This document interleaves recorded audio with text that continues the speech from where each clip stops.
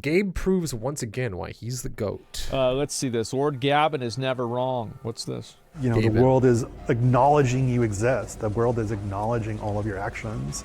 And that's this huge part of reinforcement.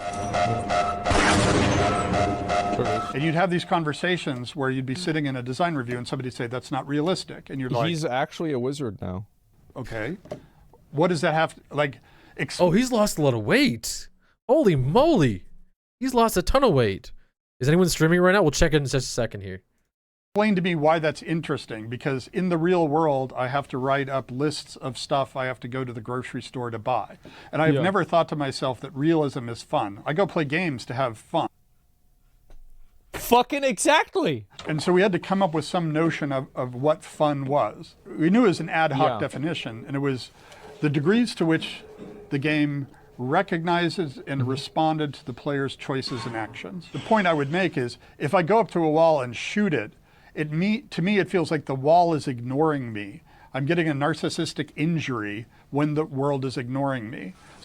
That's a really important part of game design, and it's something that has been ignored actually by a lot of game designers recently, where they're going for something that works or that functionally looks and acts like the thing that you want to play with, not really thinking about them. And actually, this comes back to, I had a little rant, of course, the rant about character creation, like tools. Like, where is, and I know there's the response, obviously, of something coming up, but gameplay itself should always have like this choice making and reaction and response that you don't really expect to. Like, things happen that are expected but also unexpected in the same way.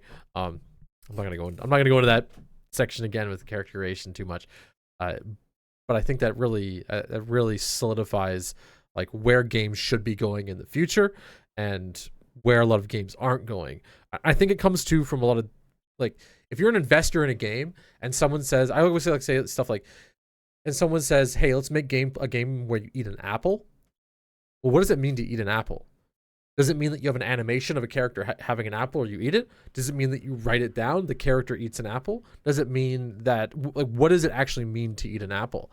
Now, normally, an investor looks at something like this and they go, well, does that look like something? And they kind of just like assume that that's like, you just do the thing in the game. Where, like, I don't like when people, or when even with like marketers, they say, oh, here's a game where you can be a superhero and fly around the city. And it's like, well, what type of game what does that mean to be a game, to be a superhero and fly around the city? Like, just telling me that doesn't tell me what type of game or what type of thing that I'm doing or how the thing that I'm playing with reacts.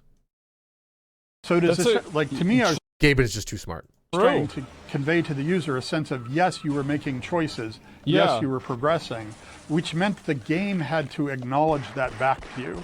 If you shoot at a wall, there have to be decals. If you kill a bunch of Marines, the Marines have to run away from you, right?